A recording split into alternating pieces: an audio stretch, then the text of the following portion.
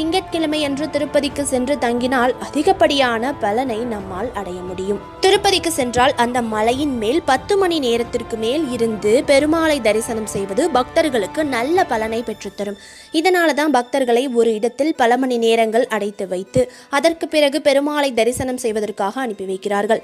பெருமாளை தரிசனம் செய்வதற்காக காத்திருக்கும் அந்த சமயத்தில் பெருமாளை மனதார நினைத்து அந்த புண்ணிய பூமியில் தியானம் செய்வது நமக்கு பல கோடி புண்ணியத்தை தேடித்தரும்.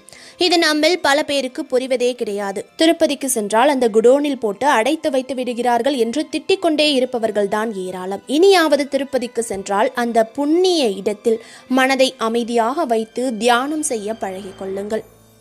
குறிப்பாக மேஷம், ரிஷபம், மிதுனம், கடகம், கன்னி, துலாம், விருச்சிகம், மகரம், மீனம் இந்த லக்னத்தை கொண்டவர்கள் பெருமாளை எப்போது வேண்டுமென்றாலும் திருப்பதிக்கு சென்று தரிசனம் செய்யலாம்.